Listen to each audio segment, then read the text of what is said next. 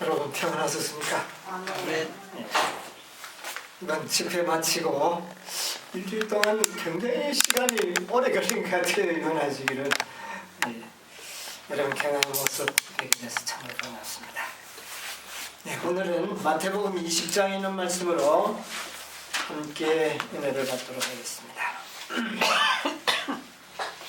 마태복음 20장 1절로부터 있는 말씀을 제가 읽겠습니다. 천국은 마치 품꾼을 얻어 포도원에 들여보내려고 이른 아침에 나간 집주인과 같으니 저가 하루 한 데나리온씩 품꾼들과 약속하여 포도원에 들여보내고 또 삼시에 나가보니 장터에 놀고 섰는 사람들이 또 있는지라 저희에게 이르되 너희도 포도원에 들어가라. 내가 너희에게 상당하게 주리라 하니 저희가 가고 제6시와 제9시에 또 나가 그와 같이 하고 제11시에도 나가보니 섰는 사람들이 또 있는지라. 가로되 너희는 어찌하여 온종일 종일토록 놀고 여기 있으며 가로되 우리를 품꾼으로 쓰는 이가 없음이니라. 가로되 너희도 포도원에 들어가라 하니라.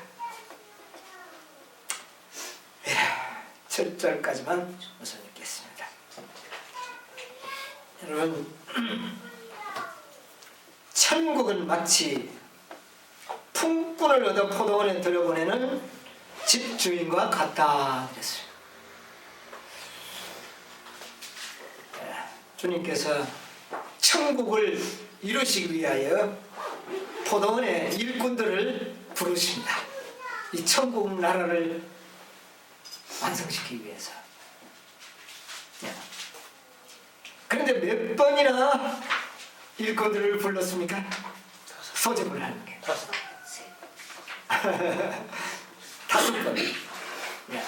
이른 아침에 나가서 품꾼들을 포도원에 들여보내고 난 후에 3시에 나가보니까 또 어떤 사람이 있었습니까? 놀고 있는 사람이 있어서 그들도 또 들여보내고 그 다음에 또 6시와 9시에도 나가보니까 또 일하지 않고 놀고 있는 사람이 있기에 그들을 또 들여보내고 그 다음에는요 11시에도 나가보니까 또 그렇게 놀고 있는 사람이 있어요.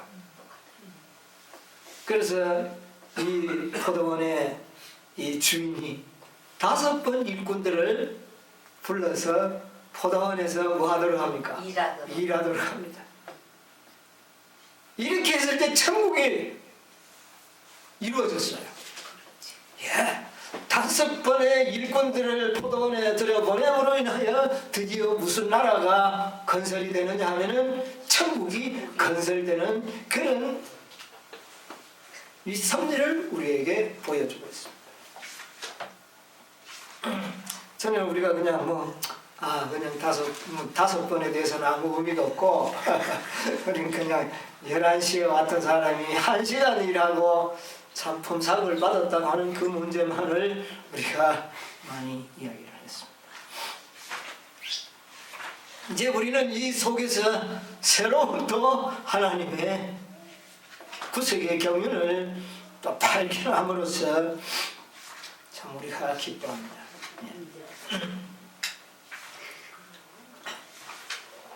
그런데 여기에서 우리가 한 가지 놀라운 일은 온종일 일한 사람이나 1시간 일한 사람이나 똑같이 얼마를 받았다는 겁니까?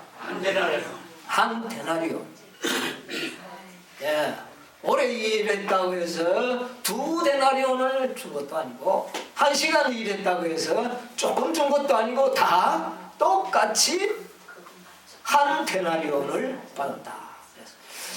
자, 하나님께서는 이 말씀 가운데 보면 한 데나리온의 약속을 했습니다. 여러분, 하나님께서는 천국에 들어가는 조건으로 똑같이 모두 무엇을 약속했습니까? 똑같이 한 데나리온.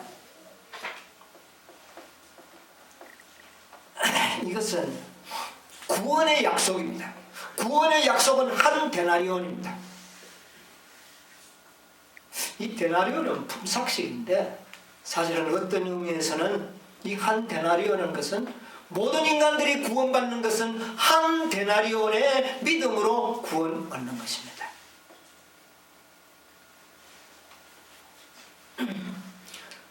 그래서 구원은 뭐냐? 똑같다는 겁니다. 일을 많이 했든 적게 했든 다 어떻게 구원받는다는 겁니까? 똑같이 구원받는. 한 데나리온의 약속을 믿음으로 구원을 얻는다는 겁니다.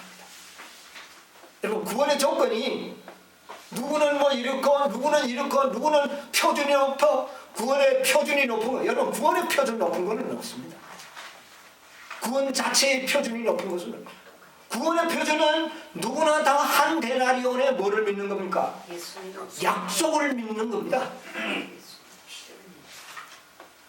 그런데 아침 일찍 온 사람은 무슨 약속을 믿고 일을 합니까? 한 데나리온의 약속을 믿고 구원을 얻습니다. 그런데 11시에 온 사람은 내가 너희에게 상당히 주리라. 이 사람들은 분명히 줄 것은 믿었지만 한 데나리온 줄 것은 상상할 수가 없었어요. 왜냐하면 하루 종일 뭐를 하지 않았기 때문에, 일을 하지 않았기 때문에. 그러나 이 주인이 우리에게 섭섭지 않게 충분히 줄 것을 믿고, 그래서 뭐를 상당히 주리라 하는 약속을 믿어. 여러분, 그래서 구원은 약속을 믿는 것입니다. 한 데나리온과 뭐 어떤 그 조건을 믿는 것이 아니라, 내가 너희에게 처음에 온 사람은 한 데나리온, 그러나 마지막에 온 사람은 뭐를요? 상당히 주리라. 둘 다 뭐를 믿는 믿음입니까? 약속을 믿는 믿음이라는 것이죠. 다 하나님의 말씀을 믿는 조건에서 구원을 받는다는 진리를 가르치고 있습니다. 유대인들은요, 철저하게 그들은 행위로 말미암는 구원을 믿었어요. 왜 그랬느냐 하면, 그들이 행위로 말미암는 의라고 해서 하나님이 없는 행위로 구원을 얻겠다는 그런 뜻이 아닙니다. 여러분, 이거 조심해야 되는 일이 있는데, 유대인들은 행위로 말미암아 구원을 얻는다고 하니까 하나님 필요 없이 내가 의로우면 구원을 얻는다, 이렇게 믿었다는 뜻이 아닙니다. 여러분, 이스라엘 백성들은 철저하게 누구를 믿는 믿음을 가지고 있었습니까? 하나님 믿는 믿음에는 변함이 없어요. 그러나 하나님을 믿지만은 내가 내 행위가 의로워야만이, 내가 행해야지만이 구원을 얻는다는 그런 행위로 말미암는 구원을 가지고 있어요. 여러분, 이것이 곧 누구의 사상과 비슷합니까? 오늘날 우리가 예수를 믿지만은 뭐가 있어야 된다? 행위가 있어야 된다. 여러분, 이렇게 믿었다는 말입니다. 여러분, 우리가 속을 수 있어요. 잘 생각해 보세요. 바리새인들이 하나님 믿었습니까? 안 믿었습니까? 믿었죠. 하나님이 창조주라는 것을 믿었습니까? 안 믿었습니까? 믿었습니다. 그러나 그 믿음도 있었지만 뭐가 있어야 된다고 또 같이 믿었어요. 내 행위도 있어야 된다. 이렇게 믿은 겁니다. 여러분, 가만 보니까 바리새인이 누가 바리새인입니까? 우리가 그렇게 과거에 믿었잖아요. 아이고, 믿음으로 구원하는 행위가 있어야지, 이렇게 믿었다 그 말인데, 이게 누구의 믿음이었어요? 여러분, 바리새인 믿음입니다. 행위가 없어도 된다. 여러분, 그렇게 생각하면 안 돼요. 오늘 우리가 가정책을 통해서 보니까, 그러니까 아무렇게나 해도 구원이 있다는 건 아니잖아. 물론 아니죠. 그럼. 그런데 믿음으로 말미암는 그 약속을 받은 자는 어떤 정신이 있어야 되느냐 하면 11시에 온 사람의 정신이 필요하다는 거죠. 약속을 믿는 자들은 어떤 정신이 필요하냐면 11시에 온 일꾼들의 정신이 바로 약속을 믿는 백성들의 정신이라는 겁니다. 여러분, 이 비유는 다른 거 아닙니다. 하나님께서 많이 행한 사람과 또 행위가 없는 사람과 똑같은 똑같이 보상을 해준다는 어떤 그런 싹군의 계산서가 아닙니다. 이거는 구원의 원리를 설명해 주는 것이에요. 이 비유라는 것은 구속의 경륜을 전체를 설명하기에는 비유는 실체를 설명하기에 충분하지 않습니다. 어떤 그 부분을 설명하는 것이에요. 여러분, 믿음으로 하나님의 약속을 믿는 믿음은요, 어떤 마음을 가지느냐 하면은 11시에 온 일꾼들의 마음을 가져야 돼요. 11시에 온 일꾼들의 마음은 어떻습니까? 자, 아침부터 일하는 사람은 한 데나리온 받는 것을 당연하다고 생각합니다. 그렇죠? 내가 하루 종일 먹었기 때문에, 일했기 때문에. 그러니까 줄 것을 믿기도 하지만은 내가 일을 했으니 응당히 받아야 한다는 정신이 하루 종일 온 일한 일꾼들의 정신인데, 이게 바리새인 정신입니다. 그거는 이제 행위로 말미암아 구원 얻는. 예. 줄 것을 믿기는 믿지만은 그 믿음 속에는 자기의 행위가 뭐요? 포함되어 있어요, 없어요? 있어요. 이게 바리새인들의 믿음입니다. 하루 종일 일하는 사람의 그 정신은 바리새인 정신이에요. 그런데 11시에 온 사람들의 정신은 어떻습니까? 자기 행위로는 이거 뭐 받을 수가 없어요. 전적으로 이것은 뭡니까? 일 조금밖에 안 했는데 이거 일한 것도 아니에요. 와가 하다가 보니까 끝났어요. 그런데 뭐를 받았습니까? 한 데나리온. 한 데나리온 받았다는 건 품삯이 아니고 구원을 받았다는 말입니다. 데나리온 받았다는 말은 어떤 가치를 받았다는 게 아니고 구원을 받았다는 말의 의미입니다. 그런데 구원을 받았어요. 감사하겠습니까? 안 하겠습니까? 감사해야죠. 이 정신이 바로 믿음으로 구원하는 사람의 정신이에요. 여러분, 우리가 자칫하면 이것을 싹수로 자꾸 이 비유니까 싹수로 나왔지만은 예수님의 근본 이 비유의 목적은 어떤 품삯의 그 가치를 이야기하는 것이 아니라 구원을 의미하는 것입니다. 한 데나리온을 받았다는 것은 구원을 받았다는 의미인 것입니다. 여러분, 하루 종일 일하는 사람은 당연히 내가 일을 했으니까 받죠. 그렇죠? 그러나 일하면 줄 것이라는 것을 믿었어요, 안 믿었어요? 믿었죠. 그러니까 믿음과 행함이 어떻게 됩니까? 같이 공존하는 겁니다. 일은 그렇기 때문에 받기는 받았는데 뭐는 없어요? 감사가 없어요. 기쁨이 없어요. 이게 바로 바리새인들의 믿음입니다. 여러분, 우리가 과거에 이런 믿음 가지지 않았습니까? 그렇죠. 시상한 사천이 흠없는 생애를 살았으니까 당연히 들어가지. 그럼 자꾸 이렇게 해서 여러분, 아직도 우리의 마음속에 이런 고정관념들이 생겨날 수 있습니다. 그러면 그럼 그렇게 꼭 할 필요 뭐 있노? 똑같다네. 그러면 믿음으로 구원받으니까 마음대로 해 괜찮겠네. 이런 말들은 아직도 우리의 고정관념 속에 바리새인적인 사건의 정신이 들어있다는 거예요. 여러분, 이것은 올바른 정신이 아니라는 사실을 우리가 깨달아야 합니다. 중요합니까? 안 합니까? 중요합니다. 아직도 우리는 사건의 정신, 행위로 말미암는 정신이 우리의 믿음 속에 들어있다는 것을 보여주는 것이죠. 저도 이렇게 설교하다가 어떻게 가만 그럼 나도 안 해도 되겠네. 여러분, 이게 무슨 생각입니까? 누구 생각입니까? 이게 사건의 정신이고 이게 바로 바리새인 정신이라는 겁니다. 우리에게는 뭐가 필요하냐? 감사와 기쁨과 말할 수 없는 그 주인에 대한 그 사랑에 감탄하는 그런 정신이 우리에게 있어야만이 이게 진짜 예수님이 원하시는 믿음이다. 그 말입니다. 이것을 가르쳐주기 위해서 예수님께서 이 비유를 하신 것입니다. 유대인들은 정말 우리의 구원이 값없는 하나님의 은혜라는 사실을 제대로 이해하지 못했고, 오늘날 우리도 역시 그런 사람, 그런 부류였다는 겁니다. 이제 우리가 조금씩 이것을 분명히 분별해 가고 있는 그런 과정입니다. 아직 우리도 이게 완벽한 된 게 아니에요. 여러분, 그래서 우리가 우리에게 믿음에 있는가 너희 자신을 뭐하고 지금 우리가 계속 말씀으로 시험하고 있는 겁니다.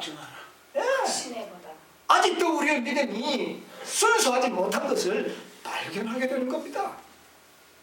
여러분이요, 11시에 온 일꾼들과 같은 정신이 우리에게 필요하다는 거예요.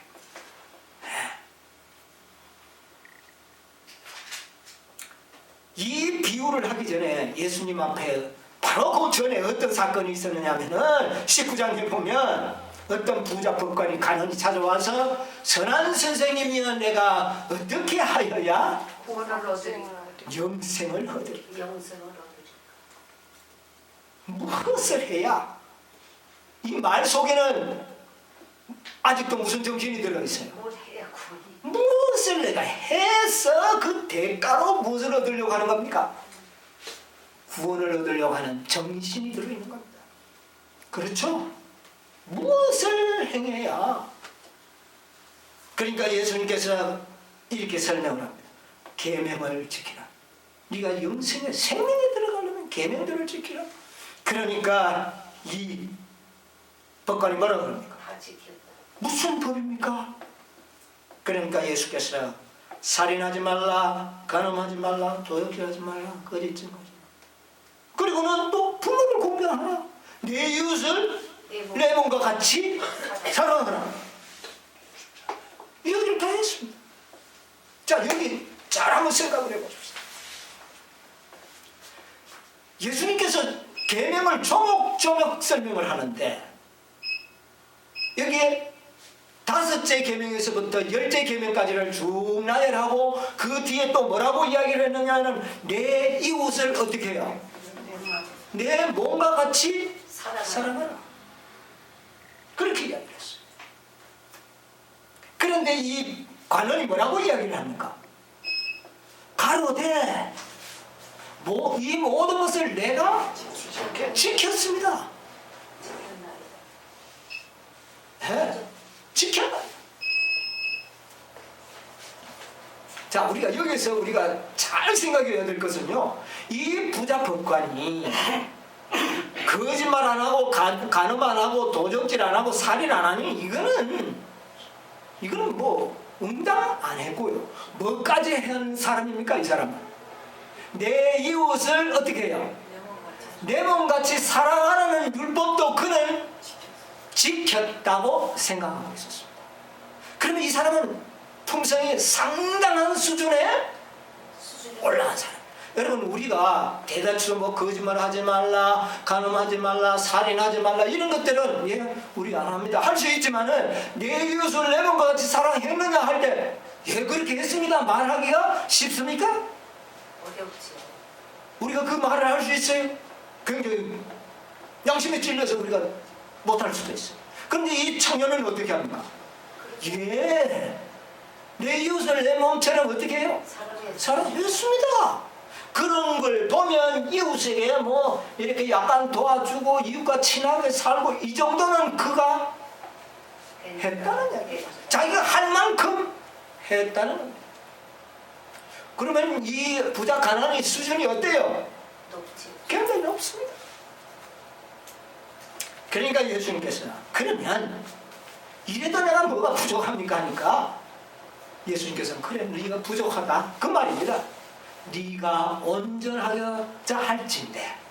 그러니까 아직까지 온전하고 되고자 할진대 하는 말은 아직도 뭐 하다는 말입니까? 안 된다는 부족하다. 그게 부족하다. 그런 다음에 하시는 말씀이 내 소유를 다 팔아 가난한 자에게 나누어 주고 너는 내 제자가 되라. 그렇게 이야기했습니다. 자, 그러니까 그만 이 부자 가난이 고개를 푹 숙이고 돌아가버렸습니다. 여러분, 이 부자 법관은 어쩌면 우리보다 믿음의 표준이 더 높을 수 있는 사람이에요. 자, 그런데 이 부자 법관에게는 정말 그의 그 완전한 그 하나님의 사랑을 굉장히 이론적으로는 완벽하게 행한 사람입니다. 내 이웃을 뭐까지 했으니까요? 내 몸처럼 내 몸처럼 사랑했어요. 내 이웃에 있는 헐 벗는 사람, 이 사람 분명히 도와줬을 겁니다. 자기 이웃에 있는 사람입니다. 그런데 문제는 뭐냐면은 그가 가지고 있는 그 정신 자체가 사건의 정신이에요. 이렇게 행했으니, 자, 그것을 어디에서 찾아볼 수 있느냐 하면은 27절에 보면 그 이야기를 듣고 제자들이 뭐라고 이야기하느냐 하면은 베드로가 대답하여 가는데, 보소서 우리가 모든 것을 버리고 어떻게 해요? 주를 쫓아 싸우니 그런즉 우리는 무엇을 얻겠사옵니까? 자, 부자가 하늘나라에 들어가는 것은 뭐가요? 약대가 바늘 구멍을 들어가는 것보다 어려우니라. 그러니까 베드로가 퍼뜩 생각하는 것이 뭡니까? 그러면 우리는 다 버렸잖아. 자, 부자 법관은 다 버리지를 못했어요. 어느 정도 희생을 한 것이 사실이에요. 내 이웃을 위하여 내가 희생했어. 재물도 희생하고 다 희생했어. 그러나 온전히 다 희생할 마음은 없었어요. 온전히 희생할 마음. 그런데 베드로는 어땠습니까? 베드로가 예수님으로부터 부름을 받았을 때에 그물과 배와 부친을 다 버려두고 어떻게 했어요? 쫓아갔단 말이에요. 쫓아갔는데, 그러니까 베드로가, 그럼 우리는 다 버렸으니 무엇을 얻겠습니까? 역시 베드로의 마음도 뭡니까? 이게 아직까지 11시에 온 일꾼들의 정신이 아니에요. 하루 종일 일하는 그런 사람들의 정신으로 하고 있다는 겁니다. 그렇죠. 그래서 예수님께서는 이 유대인이나 바리새인이나 제자들의 정신을 바꾸어 주기를 원했어요. 이 정신을. 그래서 뭐를 비유를 했느냐면 이 포도원에 일꾼들을 불러서 일을 시키는 비유를 한 겁니다. 그런데 그 정신이 누구에게 예수님이 원하는 정신이 나타나느냐 하면은 온종일 일한 사람이 아니고 누구에게 했어요? 11시에 온 일꾼들이 들에게서 예수님이 원하는 뭐가 나타났어요? 정신이 나타났다. 여러분, 5번째의 일꾼들, 그 일꾼들에 의해서 이 정신이 나타났다는 말은 여러분이요, 오늘날 시대적으로 적용하면 5째 천사의 기별을 받은 자들이 이 진리를 깨닫게 되고 이 진리를 순종하게 될 것이라는 예언입니다. 어떤 면에서는 예언. 그러므로 앞으로 우리는 어떤 정신이 있어야 돼요? 이 정신이 필요해요. 이 정신을 갖기 위해서는 우리는 얼마나 버려야 할까요? 온전히 버릴 수 있는 정신입니다. 여러분, 우리가 희생을 하되 얼만큼 남겨놓고는 희생을 할 수 있지만은 전부 희생할 정신이 우리에게 있는지 없는지 한번 상상을, 여러분 자신을 한번 생각해 보세요. 이 부자 법관은요, 분명히 자기 재물을 가난한 이웃들을 위하여 봉사했습니다. 그런데 예수님은 뭐를 요구해버렸습니까? 다 팔아. 다 팔라고 그랬어요. 그러니까 다 팔 마음은 어떻게 해요? 없었습니다. 여러분이요, 하나님의 어떤 요구가 있을 때 우리의 소유를 다 팔아서 나눠줄 수 있는 마음의 준비가 우리에게 필요합니다. 그것이 되기 위해서는 한 달란트 받은 그 은혜가 너무 감사해서 모든 것을 다 희생할 수 있는 그런 정신이 필요하다. 그런데 그 정신이 어디에서 나타나느냐 하면 바로 5번째 온 일꾼들에게서 그 정신이 나타났어요. 여러분, 이게 참 중요합니다. 그래서 예수님께서 뭐라고 그러냐면은 부자가 천국에 들어가는 것이 어떻게 해요? 약대가 바늘 근육을 지나가는 것 같은 거예요. 이것은 뭐냐면은 거의 실제적입니다. 여러분, 베드로는 어떻게 그물과 배를 버리고 예수님을 쫓을 수 있었을까요? 다 버려버리고. 그런데 부자 청년은 왜 안 됐을까요? 베드로는 했는데 정신은 똑같은데, 정신은 베드로의 정신이나 이 선한 부자 가난의 정신은 동일했는데 베드로는 버릴 수 있었고 부자 가난은 버리지 못했습니다. 뭐의 차이입니까? 뭐의 차이입니까? 정신은 똑같아요. 베드로 정신이나. 뭐의 차이입니까? 재물을 가진 것의 부요의 차이입니다. 베드로도 만약 부자 법관만큼 많은 재물을 가지고 있었더라면 그걸 한꺼번에 버릴 수 있었을까요? 버릴 수 없었겠죠. 네. 여러분, 이것은 현실적입니다. 정신은 똑같아요. 부자 법관이나 베드로는 정신은 같았지만 베드로는 가진 것이 전부가 뭡니까? 배하고 그물하고 배를 봐야 하고 별거 아니에요. 그러니까 그걸 쉽게 어떻게 할 수 있었어요? 버릴 수 있었어요. 그러나 부자 법관은요, 어마어마한 재산인데 그걸 다 버린다는 것이, 그러니까 여러분이요, 이것은 현실적으로도 부자가 그렇게 축복은 아니라는 것입니다. 여러분, 많으면 많을수록 버리는 것이 힘듭니다. 그러나 불가능한 것은 아닙니다. 불가능한 것은 아니에요. 그러나 어려운 것은 사실. 정신은 똑같은데 결과가 달라졌던 것은 재물의 많고 적음의 차이였습니다. 여러분, 우리가 11금 낼 때요, 100만 원 벌어서 10만 원 내는 것은 별로 어렵지 않지만 1000만 원 벌었을 때 100만 원 떼고 1억을 벌었을 때 1000만 원을 떼고 그 다음에 10억을 벌었을 때 1억을 뗄 때는 여러분이요, 그게 그렇게 쉬운 게 아니에요. 왜? 단위가 높아지는 거예요. 그래서 여러분, 재물을 소유하면서 믿음을 갖는 사람, 대단히 믿음 좋은 사람입니다. 여러분, 우리가 가난한 것으로 인해서 감사하시기 바랍니다. 쉽게 버릴 수 있는 이 은혜를 주신 하나님께 여러분 감사하시기 바랍니다. 여러분, 정신은 똑같았지만 버리고 버릴 수 없었던 차이가 바로 재물의 많고 적음에 대해서 차이가 왔다는 것을 여러분 잊어서는 안 됩니다. 자, 우리가 이렇게 봤을 때 사실은 우리가 하나님이 마지막 다섯째 천사들에게 바라는 품성의 표준이 무엇인지를 보여주는 것입니다. 우리는 어떻게 해야 되겠어요? 모든 것을 다 어떻게 할 수 있어야 돼요? 기쁨으로 바칠 수 있는 믿음이 필요하다는 겁니다. 재산 다 내놓으라는 것이 아닙니다. 그런 것이 요구될 때에, 필요성이 생겼을 때는 누구처럼요, 정말 아낌없이 이 11시온 일꾼들이 감사히 모든 것을 할 수 있었던 것처럼 하나님의 말씀을 순종하는 일이 기쁨으로 할 수 있는 그런 믿음이 우리에게 있어야 된다는 겁니다. 그 요구가 무엇이든 이해하시겠습니까? 아멘. 이것이 필요합니다.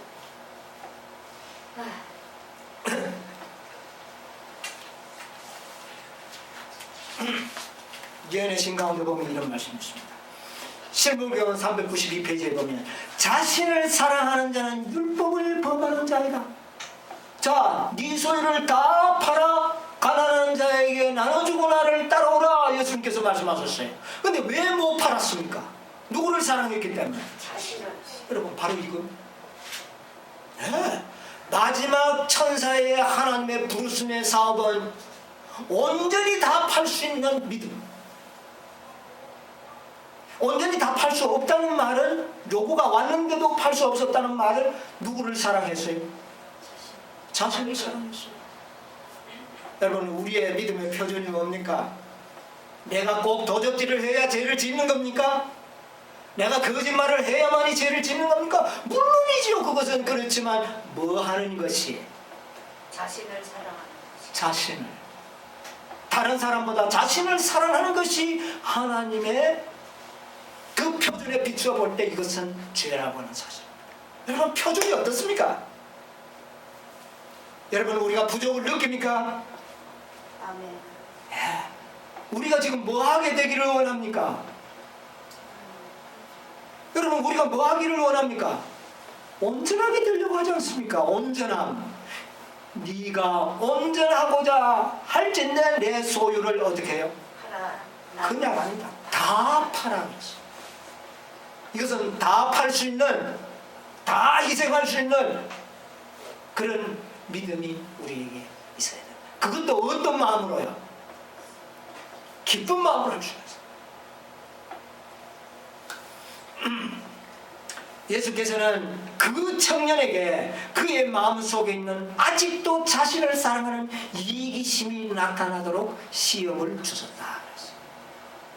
예수님이 그 부자 복권에 재물이 탐난 겁니까? 그것은 그 마음속에 아직도 숨어있는 뭐를 보여주기 위해서 이기심. 여러분, 이 부자 복권은요, 죄도 안 지었죠. 이웃들에게 아주 선을 베풀었기 때문에 자기만큼은 그래도 뭐가 없다고 생각했을까요? 이기심도 없고 죄도 없다고 생각을 했어요. 그런데 예수님의 말을 요거를 듣고 나니까 자기에게 뭐가 나타났어요? 이기심이다. 여러분, 바로 이것입니다. 예수님이 우리에게 보여주시고자 하는 것은, 요구하시는 것은 그 재물이 아니라 바로 그 마음속에 있는 뭐를요? 이기심을 보여주기를 원하는 거죠. 여러분요, 우리도 어떤 교회를 통하여 하나님께서는 우리의 온전함을 위해서 우리의 이기심을 보여줄 때가 있습니다. 그때 우리는 자신을 사랑하는 마음을 뭐 해야 되는 겁니까? 포기하는 것이 필요한 거죠. 자, 여기 보면 뭐 이렇게 이야기합니다. 392페이지. 그는 모든 계명을 지켰다고 말했으나 실상은 그 모든 계명의 정신이 되고 생명이 되는 근본 원칙을 망각하고 있었다. 계명을 다 지켰습니다 하는데 그는 그 계명의 뭐를 지키는 것을요? 원칙. 근본 원칙이 뭡니까? 이기심의 사랑입니까? 이타적인 사랑입니까? 반대의 사랑입니다. 하나님의 사랑은 자신을 희생하고 남을 사랑하고 하나님을 사랑하는 것인데, 사단이 주는 사랑은 뭡니까? 자기 중심적인 사랑. 야, 이게 원칙이 다른 거예요. 원칙이 다른 겁니다. 그는 하나님과 사람에 대한 진정한 사랑을 갖고 있지 않았다. 이것이 결핍이 천국에 들어가게 할 수 있는 모든 조건의 결핍을 의미하고 있었다. 그는 자신을 사랑하고 그 결과로 세상 재물을 사랑함으로 하늘의 원칙과 조화되지 못했다. 여러분, 우리는 우리의 마음이 어디와 조화를 이루어야 합니까? 하늘의 원칙, 하늘나라의 그 계명의 원칙과 우리의 마음이 조화를 이루어야 합니다. 뭐를 했다 안 했다, 이것은 아주 초보적인 이야기입니다. 바로 우리의 정신은 11시에 온 일꾼들의 정신, 모든 일을 행할 때 삭슬 위해서가 아니라 무엇을 위해서입니까? 하루 종일 일한 사람과 우리를 동일하게 베풀어 주신 그 은혜, 거기에 사랑에 의하여 모든 것이 이루어져요.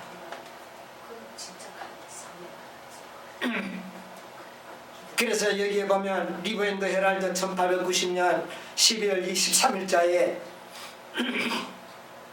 선지자가 이런 말씀을 했습니다. 만일 하나님의 백성들이 그리스도의 은혜를 통하여 새 부대가 될 것 같으면 우리가 뭐가 되어야 된다고요? 새로운 부대. 옛 푸대에 쇠수를 담으면 어떻게 된다고요? 뭐가 찢어져 버립니까? 푸대가 찢어져서 그 쇠수를 보관할 수가 없어요.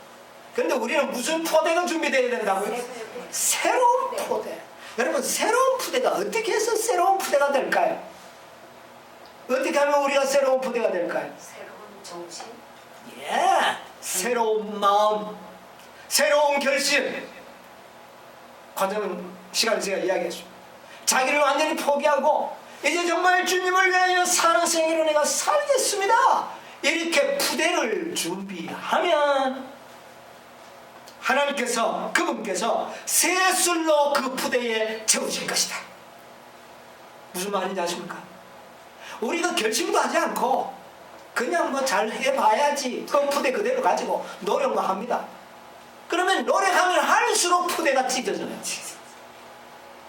예. 노력하면 할수록 푸대가 찢어져요. 그런데 우리는 뭐를 만들어야 돼요? 새 푸대를 만들라. 결심하자는 겁니다. 이제 주님의 나라는 내 그렇게 내 마음을 바치면 내 아들아 내 마음을 나에게 달라. 우리가 그렇게 마음을 결심하여 바치면 그분께서 새 술로 채울 것이다. 아멘. 여러분 내가 채우는 게 아닙니다. 누가 채워줄 겁니까? 그분께서 그분이 채워줄 것이다. 부대 만드는 하나님께서는 더욱 더 빛을 줄 것이고, 그럼 사람들에게 뭐를 준다고요? 더 빛을 빛을 준다. 여러분 빛이 뭡니까? 기쁨. 깨달음을 주실 겁니다. 여러분 우리가 하나님의 뜻대로 살기로 결심할 때에 하나님께서는 우리에게 빛을 더 주실 것이고, 옛 진리들은 회복될 것이다. 여러분 우리의 진리가 새로운 진리가 옛 진리가 새롭게 된 겁니까? 진리가 이렇게 될 것이다. 이렇게 해주신 하나님께 감사하시기 바랍니다. 아멘. 새롭게 될 것이다. 진리의 체계가 새롭게 이루어지고, 진리의 뭐가요? 체계. 진리의 조직, 진리의 초석, 진리의 토대가 새롭게 될 것이며 그 말입니다. 될 것이며, 이런 종들은 어디를 가든지 승리를 거둘 것이다. 그들은 그리스도의 대사로서 성경을 연구하고 오류의 쓰레기 안에 묻혀있는 진리를 찾아내야 한다. 여러분 진리를 새롭게 만드는 겁니다. 묻혀버린 것입니다. 그리고 받아들인 모든 빗줄기를 다른 사람에게 전해야 한다. 한 가지 관심이 만연될 것이고, 그리고 결과적으로 한 가지 관심이 만연될 것이고, 한 가지 문제가 다른 모든 것을 삼켜버릴 것인데, 그것은 곧 그리스도 우리의 의다. 아멘. 이 속에 다 묻혀버려. 한데 나라에 우리의 구원을 값없이 줬다는 데에 대한 감사가 충만해질 때에 다른 모든 것은 다 묻혀버립니다. 여러분 우리에게 한데 나라를 주셨다고 하는 사실을 감사하시기 바랍니다. 아멘. 이런 것이 없이 구원을 우리에게 베푼 이 은혜, 이것이 모든 것을 삼켜버릴까요? 여러분 매우 중요합니다.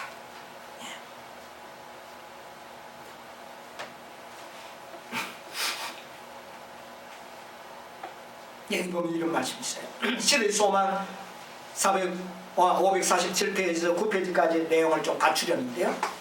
그리스도에게 가장 가까이 있을 사람은 이 땅에서 그리스도의 자기 희생적인 사랑. 누구 희생적? 타인 희생적이 아니고 자기 희생, 자기를 희생할 줄 아는 사람. 즉 자랑하지 아니하며 거만하지 아니하며 자기의 유익을 굽지 아니하며 성내지 아니하며 악한 것을 생각지 아니하는 사람은 누구를 희생하고 있습니까? 다른 사람이 참아야 하는 것이 아니라 다른 사람에게 인내를 요구하기 전에 누구에게 인내를 요구해야 되겠습니까? 나에게 요구해. 이게 자기 희생입니다. 화 안 내는 건 누가 희생하는 겁니까? 화내야 되는데 내가 화를 안 냅니다. 누가 희생하고 있어요? 자기 희생입니다. 이 희생을 실천하는 사람, 마치 우리 주님을 움직여서 인간을 구원하기 위하여 모든 것을 주고 생애하게 하고 수고하게 하고 죽기까지 희생하게 한 것처럼, 예수님이 의무 때문에 죽으셨습니까? 자기 희생의 사랑 때문에, 자기 희생의 사랑 정신 때문에 모든 것을 다 포기했어요. 그렇게 한 것처럼, 제자를 움직인 것처럼, 여러분 12제자들이 의무 때문에 다 순교당했습니까? 그 그리스도의 자기 희생적인 사랑 때문에,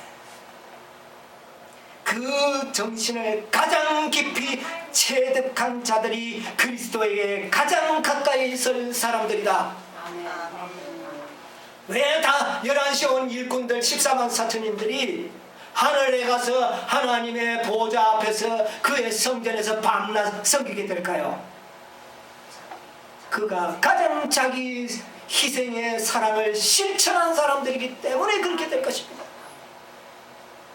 그것이 몇 시에 온 일꾼들이라고요? 11시에 온 일꾼들. 11시에 온 일꾼들은요, 시간이 아닙니다.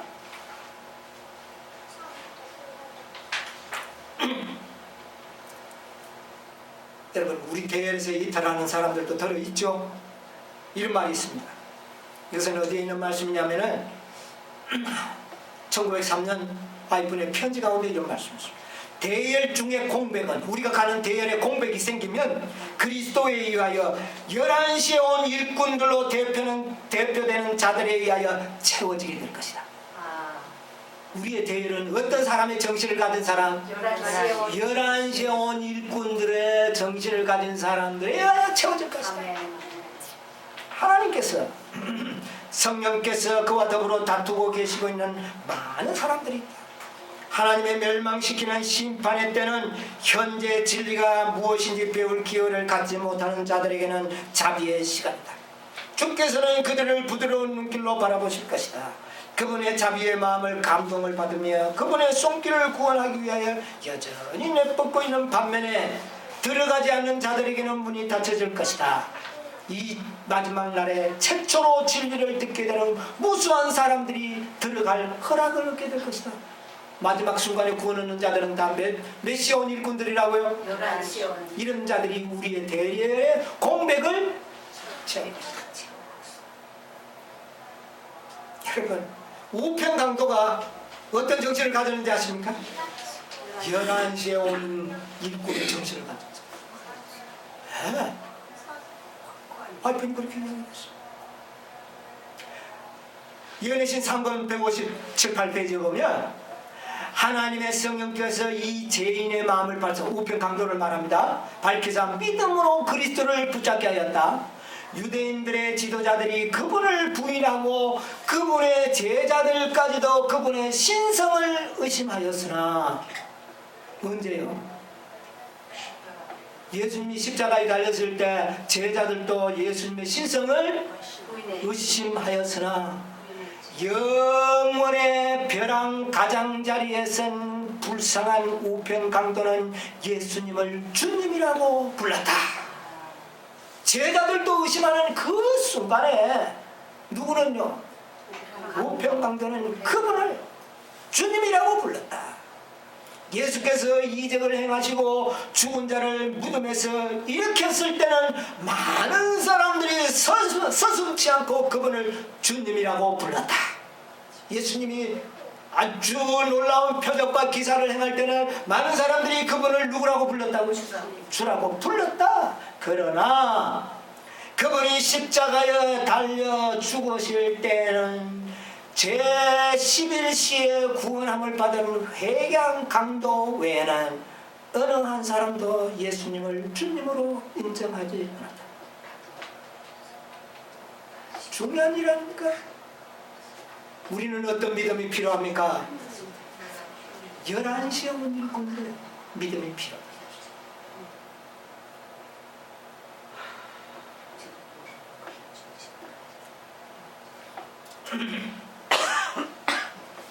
실물교훈 396페이지에 이런 말씀이 있습니다.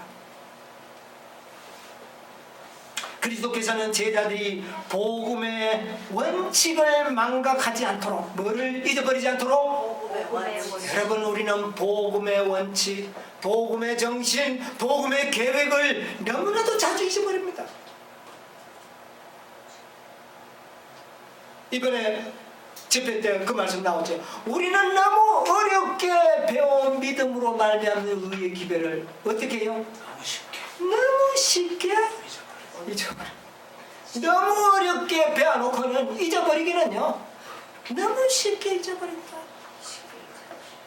여기에 있는 말씀은 예수님께서는 그 복음의 원칙을 제자들이 망각하지 않도록 하기 위하여 하나님께서 당신의 종을 취급하는 방법과 그들이 주님을 위하여 일할 때에 어떤 정신을 가져야 할 것을 가르쳐 주기 위하여 한 가지 비유를 말씀하셨는데, 마치 천국은 품꾼을 얻어 포도원에 들여보내고 이른 아침에 나간 집주인 것 같아. 이 포도원의 비유는 바로 복음의 정신을 뭐하지 않도록 잊어버리죠. 여러분, 이제 우리 마음에 사꾼의 정신이 생기지 않도록 하시기 바랍니다. 아멘. 억울하네. 난 하루 종일 일했는데. 여러분의 이런 정신을 갖게 되지 않기를 바랍니다. 우리는 지금 앞으로 여러분 그런 타인이 축복받고 타인이 내보다 더 유리한 입장에 처할 때 여러분 질투하지 않게 되기를 바랍니다. 아멘. 그것은 복음의 원칙과 어떻게 해요? 우리의 대화가 그런 게 너무 많아요. 억울하다. 나는 억울하다. 여러분이야, 우리는 억울할 것이 없습니다. 여러분, 우리의 정신을 바꿔야 하지 않겠습니까? 정신을 바꿔. 여러분, 우리의 정신 속에 억울하다는 마음이 없어지게 되기를 바랍니다. 아멘. 예수님은 참으로 억울했습니다. 그랬죠? 정말 억울했습니다. 제가 한 번도 생각으로도 보지 않았지만 온 세상 사람들이 그는 무엇으로 보았습니까? 죄인으로 십자가에 죽어야 된다. 얼마나 억울합니까? 그래도 나는 억울하다고 말하지 않았어요. 여러분, 우리가 그런 사람 되시기를 바랍니다. 아멘. 하루 종일 일했는데 1시간 일한 사람과 똑같이 품거를 낼 때 얼마나 억울하겠습니까? 여러분, 우리가 그 현장에 있었다면 얼굴을 푸르라 하지 않겠습니까? 여러분, 이제 앞으로는 우리에게 그런 정신이 생기더라도 그 정신을 포기해야 합니다. 여러분, 앞으로 우리는 그런 정신을 갖지 않도록 하시게 되기를 바랍니다. 이 정신은 복음의 정신이 아니라는 사실을 우리에게 말하고 있습니다. 여러분, 주님께서는 우리가 얼마나 변화되어야 할 것을 이렇게 쉽게 이야기해 주지 있지 않습니까? 진짜 억울하죠. 왜 억울안 하겠습니까? 하루 종일 일했는데 1시간 일한 사람과 똑같이 대할 때. 그런데 복음의 정신은 그게 아니라는 겁니다. 여러분, 원망이 있을 수 있겠습니까? 복음의 정신이 있으면 우리의 입술에 원망이 나오겠습니까? 불평이 나와야 되겠습니까? 비난하고 판단이 나와야 되겠습니까? 그때 우리는 뭐를 잊어버렸다는 겁니까? 복음의 정신을 잊어버리고, 너무 어렵게 빼앗놓고는 실생활 속에서는 너무 쉽게 까먹어버려. 이것이 우리의 현실이었어요. 그래서 예수님께서는 이 품꾼의, 포도원의 품꾼의 비유를 통하여 제자들을 가르치신 것입니다. 오늘 우리들을 위하여 사실은 이 비유를 하신 것이에요. 여러분, 이 비유를 잊지 않게 되기를 바랍니다. 여러분, 우리의 입술에 언어는 내 마음의 정신을 표현하는 겁니다. 어떤 이유에서도 원망, 불평, 시기, 질투가 나온다면 그것이 생길 수는 있을는지 모르지만 그것을 표현하는 것은 그리스도의 복음과 어떻게 해요?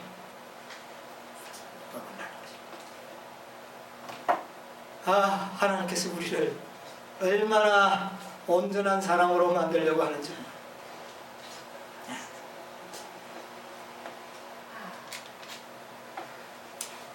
부모와 교사들에게 보낸 이런 말씀이 있습니다. 하나님께서는 그리스도의 이름을 지닌 자들이 당신을 나타내기를 기대하신다. 저들의 생각은 순결하여야 하며, 생각은 순결. 저들의 말은 고상해야 하며, 그들의 신앙은 언행에, 그리스도의 신앙이 언행에 빼여 있어야 한다. 그래야 안 잊어버리는 겁니다. 이렇게 해야만 이 복음의 원칙이 목적을 성취할 수 있게 되는 것입니다. 여러분, 복음의 목적이 바로 이것입니다. 우리를 그렇게 변화시켜요. 여러분, 우리 그런 정신을 우리 마음에 갖고 살게 되기를 바랍니다. 아멘. 이게 복음의 계획이라고 그랬어요. 마지막 이 복음의 영광이 모세의 얼굴에 나타났던 영광으로 실제적으로 나타날 것이라고 그랬어요.